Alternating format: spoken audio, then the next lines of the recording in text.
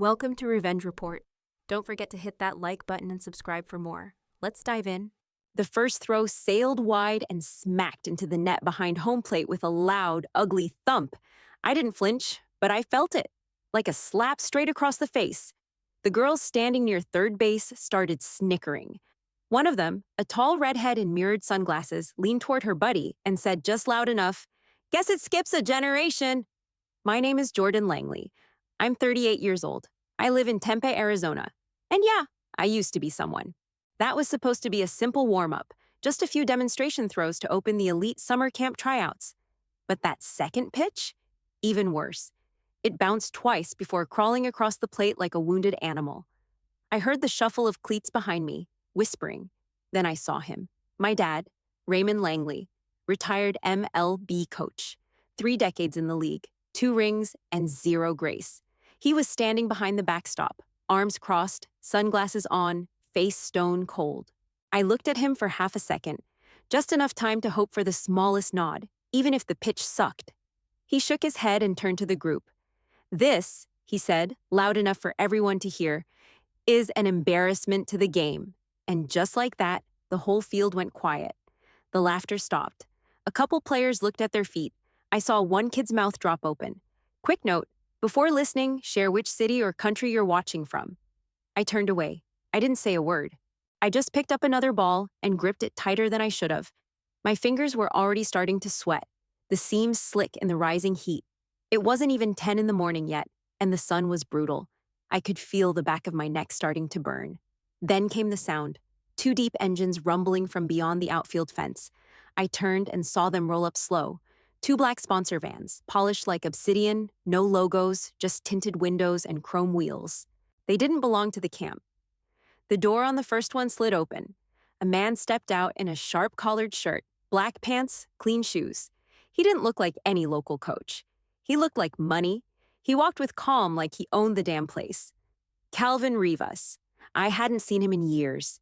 He didn't smile, didn't shake hands, just walked past the stunned camp director and called out over the field. "Set the test," he said. "Let's see who can throw the miracle pitch." I dropped the ball in my hand and turned fully toward him. The heat? Gone. The laughter? Gone. Every player stared. My father? Frozen.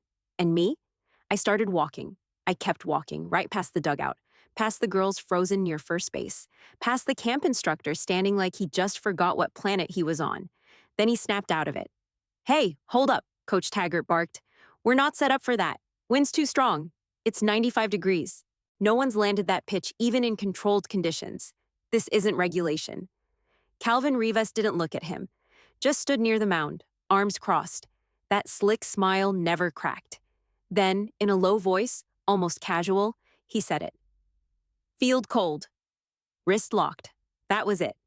My hands went still. My pulse changed, breath evened out on its own.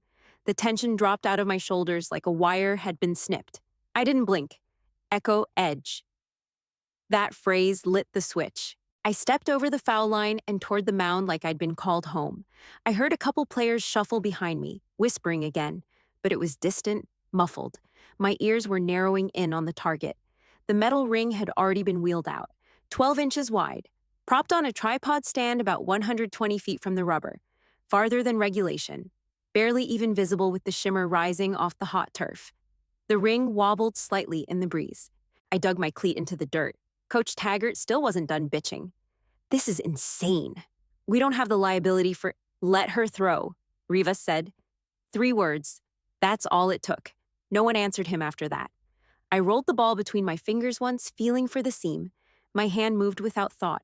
Fingers set wide, thumb locked, index split just right. My eyes tracked the ring, wind ticking from left to right. I locked in the arc in my head before the pitch even left my hand. No doubt, no room for it. Back foot planted. Weight shift. Snap. The ball tore out of my hand like it was magnetized. Spun tight, fast. A screaming ghost curve that hung high for half a second, then dropped, bent, and ripped sideways in the final 30 feet. I didn't breathe. The ring clinked. The ball cut through the far corner like a goddamn scalpel. Silence. The kind of silence that slams down on a crowd all at once. No one said a word. No whoops, no cheers. Just that dead quiet of a room that just found out they were in the wrong story. I stood still, didn't raise my fist, didn't look for approval. Out of the corner of my eye, I caught my father. Frozen, jaw set, eyes squinting like the sun was to blame. Not pride, confusion, and something else, something darker. Dread. He had no idea. They thought I was washed. They thought I was dead weight. But they hadn't seen the version of me that Echo Edge trained. They didn't know about the thousands of reps burned into my muscle memory under red lights and locked doors. They didn't know about the suppressive triggers, the years of hiding elite-level mechanics under a layer of dust. But Rivas knew. And now, so did everyone else. I walked off the mound. No nod, no swagger, just walked. Someone started to clap, then stopped. The metal ring still vibrated. The wind kicked up a little stronger. Coach Taggart looked like he wanted to puke. I didn't speak to anyone. I didn't need to. The code had been spoken, the routine had activated, and the performance executed.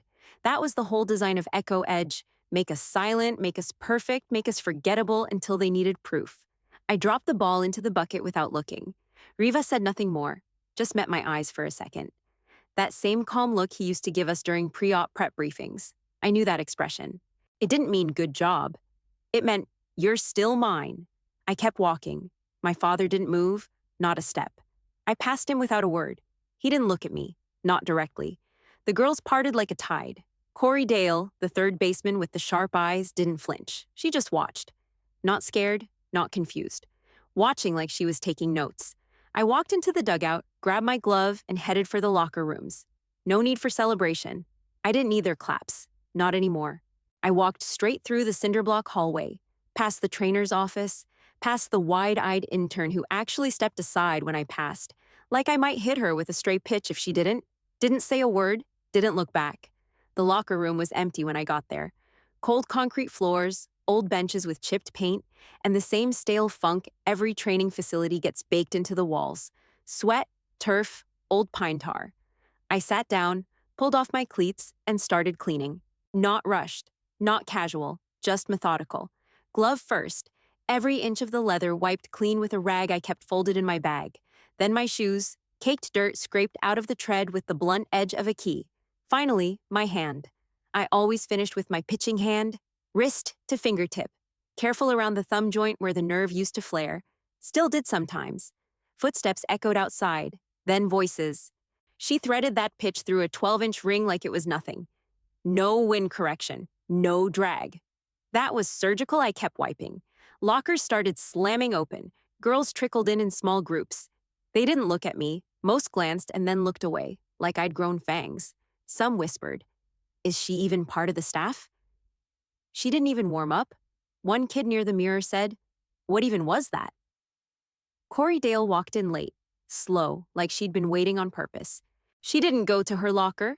She sat straight across from me, elbows on her knees, ponytail damp with sweat. I didn't stop cleaning. She didn't blink.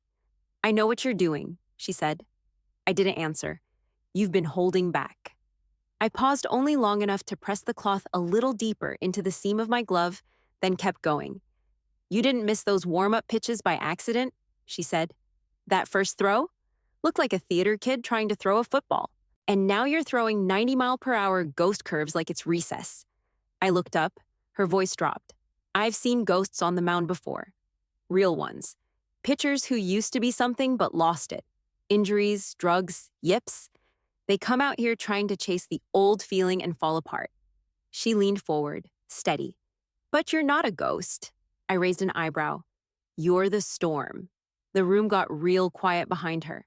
I hadn't noticed when the whispering stopped, but it had. Dead silent now, except for the hum of the overhead lights. She stood and didn't say anything else. Walked to her locker like she hadn't just called me out in front of 20 people. I sat there a second, rag still in my hand.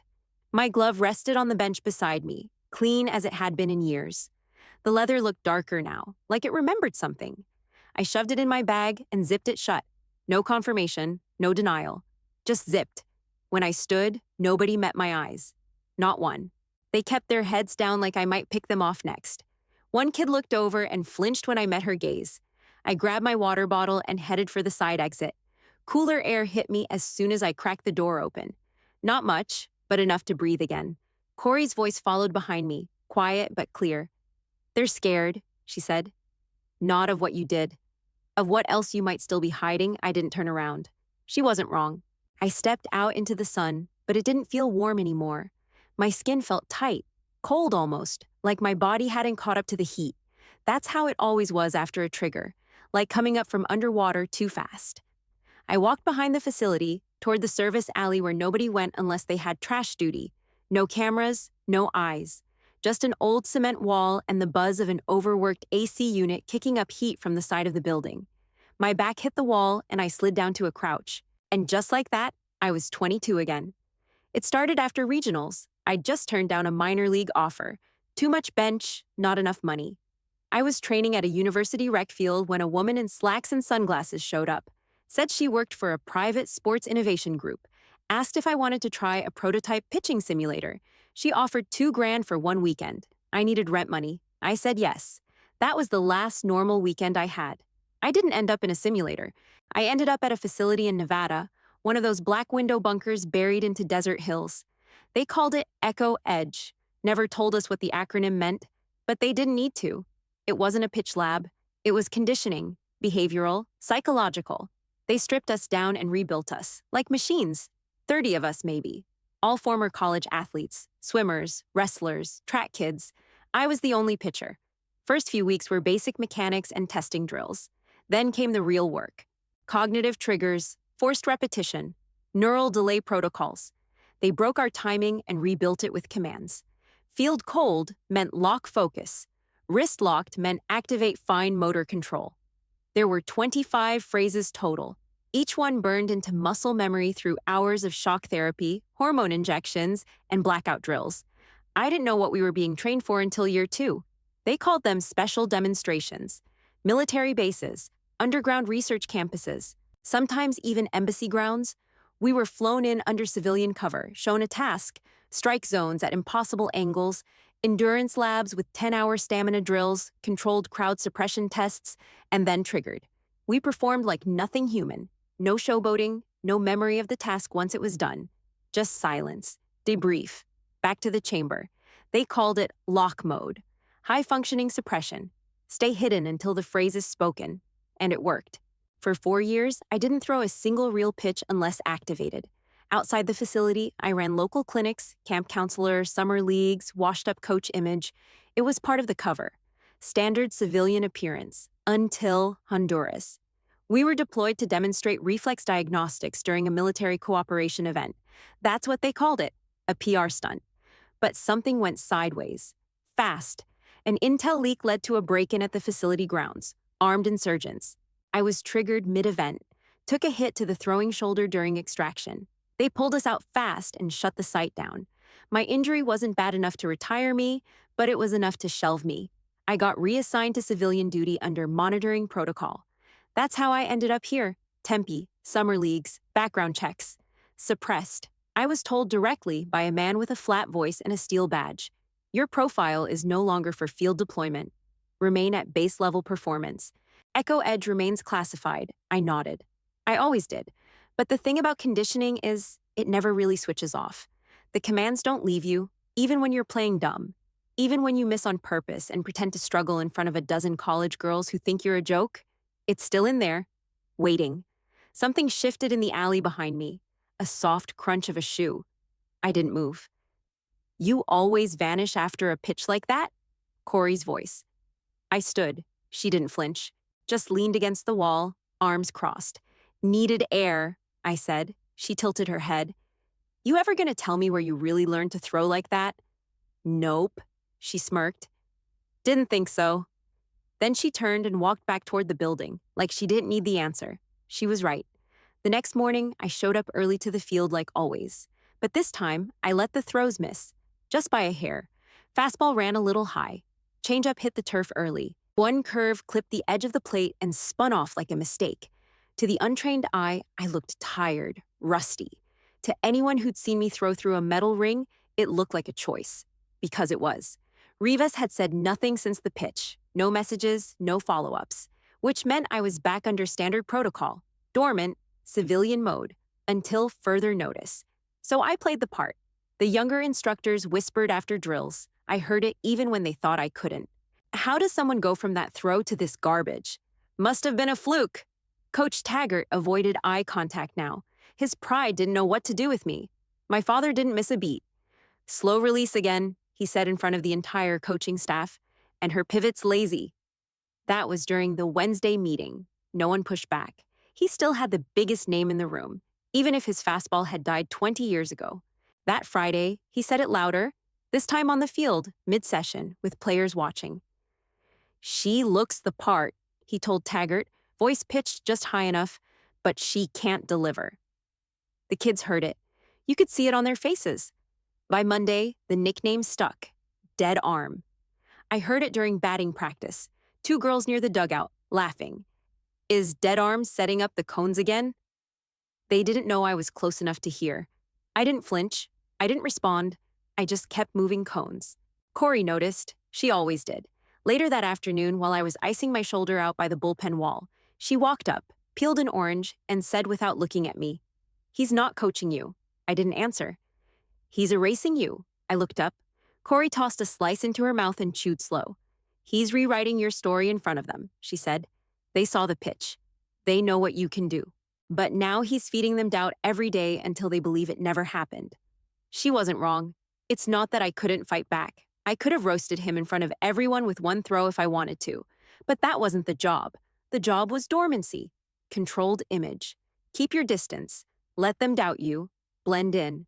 And no matter how high the tension got, the old echo edge phrase still echoed in my skull. Stay invisible unless spoken active. So I played along. Missed targets. Slowed drills. Gave just enough effort to stay on staff without raising eyebrows. My father kept piling it on. At the end of Tuesday's session, he muttered, "At least she knows how to hold a clipboard." Taggart chuckled. Corey didn't. She came up to me later, serious now. "I don't know what program trained you to disappear, but he's using it to bury you." I gave her a look. "You're not hiding," she added. "You're being buried alive." I didn't answer. Not yet. Corey didn't wait for me to respond. Just tossed the rest of her orange in the trash and walked off. I stayed by the bullpen wall, hands still on the ice pack, sweat already drying from the afternoon heat. Then I heard it. Engines, not lawnmowers, not delivery trucks. These were deeper, cleaner, familiar. 2 black sponsor vans rolled up along the gravel drive like they were never gone. The same make, same dark glass, same silence when they shut off. Calvin Rivas stepped out of the first one. He didn't look around, didn't shake hands or nod at the coaching staff. He walked toward the diamond with a pace like he was running the show before the rest of us even got here.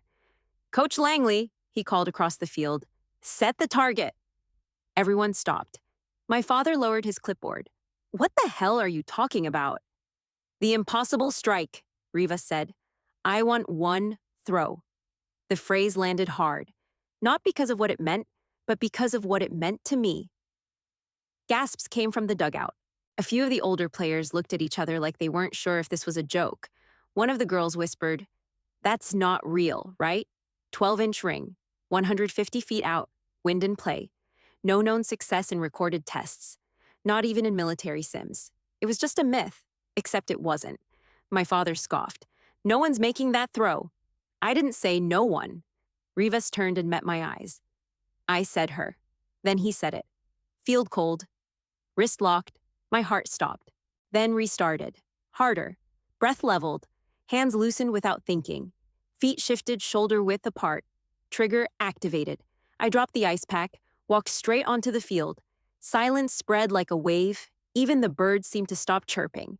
They pulled out the target from the storage shed, a metal ring on a height-adjustable stand, dented from years of failed throws. It was meant for visual drills, not for actually being hit. They dragged it out to 150 feet on the dot. Planted it. Rivas stood back. Just watched. My father didn't say a word. Neither did I. I stepped to the mound. Not the practice rubber. The real mound. The one they saved for game day scrimmages. The dirt was dry, cracked. My cleats found grip anyway. Wind was cross-cutting, left to right, steady. I adjusted grip. Index spread. Middle finger angled just off center. Thumb pressure down. Elbow loose. Then it was just the target and me. No thoughts, no doubts, just the shot. I exhaled slow. And threw. The ball exploded from my hand like it had been waiting for release all week. Screamed through the air, tight, fast, dead straight for the first half. Then it bent, hard and clean, and dropped low with a late snap. The ring clinked, dead center. The ball punched through like a bullet and hit the bucket placed behind it with a loud thunk. And everything froze. No cheering, no shouting, no disbelief. Just the kind of stillness that happens when people realize they've been wrong for a long time, and now there's no coming back from it. I didn't pump my fist, didn't smile. Just stood still while the ring wobbled from the impact. I turned slowly. My father's face was drained white, like someone pulled the plug on him. Confusion, dread, recognition, not of the pitch, of me. Rivas didn't clap, didn't smile, just gave me a small nod, the kind you give when something delivers exactly like it was built to. Then he turned and walked away. No words, no handshake, just left. The players watched him go like they weren't sure if he was real. I stepped off the mound and walked back toward the dugout. Still no applause. I didn't need it. I didn't even make it back to the dugout. Two suits met me halfway. Clean polos, dress shoes, both of them with that stiff energy corporate guys carry when they think they're in charge of something they don't understand. One was tall, slick hair, thin laptop case in hand. The other shorter, bulkier, with a badge clipped to his belt. No names, no introductions. Just, "We need you inside." They didn't wait for a response. Just turned and expected me to follow. I did. They took me into the admin building behind the left field bleachers, through a staff corridor lined with old trophies and dusty plaques. The conference room was cold, blinds drawn, AC humming too loud. Calvin Rivas was already sitting at the far end of the table, arms folded. Neither of the reps sat down. They stayed standing like they needed to assert something. "Your file's a mess," the tall one said, flipping open a folder he hadn't even glanced at until now. "Your camp reports rate you as below standard in velocity, mechanics, and instructional impact." The shorter one cut in. "But you just made a pitch we've never seen land. Ever. At any level, I didn't sit. I didn't blink." "She's not performing above expectation," Rivas said calmly. "She's performing exactly as programmed," the tall one frowned. "Programmed?" Rivas nodded once. "Restricted performance protocol. Echo edge conditioning. She's still under civilian dormancy code." The bulkier guy shook his head. "Then why hasn't she been flagged? Why hasn't this been noted in any of her live evals?" Rivas leaned back slightly. "Because she's not here for them." He let the pause hang. "She was here for us." That shut them up. I kept my eyes on the wall behind them. Neutral stare, still in suppression mode. The command hadn't been cleared yet. They both looked at me now, expecting something, an explanation, a confession. I gave them nothing. "She's not trained to compete," Rivas added. "She's trained to obey. And remain silent unless directly activated. What you saw out there." That was a command response, not ambition. The tall one looked uncomfortable now, like he was standing too close to something radioactive. "Jesus, she didn't even blink." "She's not supposed to," Rivas said. I could feel the heat from the AC vent hitting the side of my neck, but my body still hadn't regulated. That always happened post-activation. You felt everything 10 seconds too late. They turned back to me again. The shorter guy cleared his throat. "Are you aware of the psychological risks of long-term suppression?" Still, I said nothing. Rivas didn't look at me when he answered for me. "She's aware." The room went quiet. They realized what I was, what I'd been built to be. Not a prodigy, not a comeback story, a project. The tall one finally closed the folder, slower now. "What do we do with her?" Rivas didn't hesitate. "Nothing." They stared. "She's done what she was assigned to do," he said. "You leave her alone." Silence again. No signatures, no formal debrief. Just a slow dissolve of authority around the table. They got it now. I didn't play to win. I played when triggered. And now I was off. I walked out of that cold-ass conference room and didn't say a thing. Didn't need to. The message was clear. I wasn't theirs. I never had been. The next week, I started digging. I knew where to look. My father didn't change his habits, still used the same cheap-ass file naming system he'd taught me when I was a kid. Langley_rec_review_year. Boring, predictable, dangerous. The camp office had a shared hard drive, accessible by senior staff. I logged in after hours, lights low, doors locked. Took my time, no rush. First file? A pitching rotation he recommended for a 16-year-old girl with a torn labrum. Said she could tough it out. Another file, 3 batters who showed signs of heat stroke symptoms during back-to-back drills. He marked them as low stamina, mental weakness. Kept going. He'd been feeding the board trash for years. Rotations that ignored rest days. Rehab plans that skipped actual rehab. His name was stamped on every approval form like gospel. And it wasn't just this camp. His recs showed up on travel team boards, university tryout evals, even AAU partnerships. The man had fingers in everything. He never got questioned because of the name. Langley meant legacy, discipline, old school toughness. What it really meant was unchecked damage. So I built the case, folder by folder, PDF after PDF, screenshots, dates, backup logs. I didn't tell anyone, not even Corey.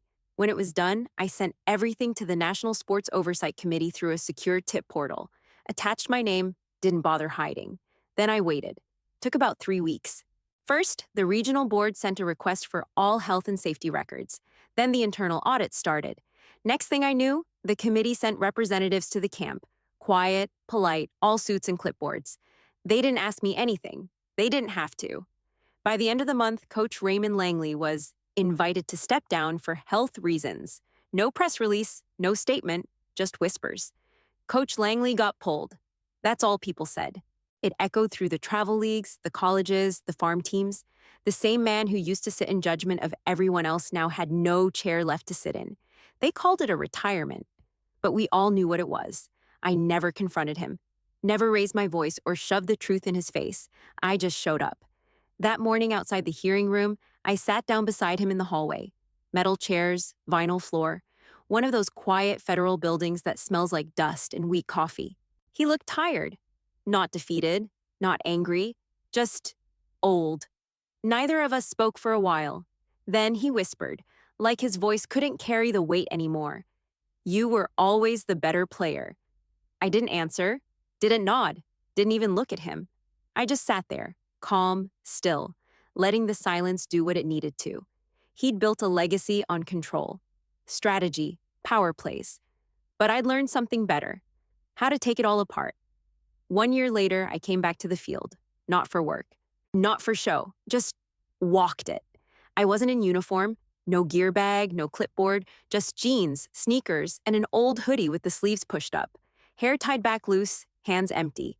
The grass was rougher now, less maintained, a little patchy near the third baseline. The dugouts had new paint, though, lighter blue. The benches were the same. I stepped onto the dirt between home and the mound. Wind cut across the outfield just like it had that morning. Left to right, a steady drag, nothing sharp. My shoes sank slightly into the infield as I moved forward. Dust kicked up under my steps, stuck to the rubber soles. Then I saw it. The ring. Still there, planted in the grass out past center field. Slightly rusted at the edges now, leaned a little to one side. But same setup. 12-inch circle, tripod legs, sun glinting off the rim like a dare. Someone had kept it. Maybe as a legend. Maybe as a warning. I walked to the mound and stood on it, hands in my pockets. I remembered the exact weight of the ball, the snap in my elbow, the silence before the throw. But I wasn't here to relive it. I just stood there, still. "You didn't miss that thing, did you?"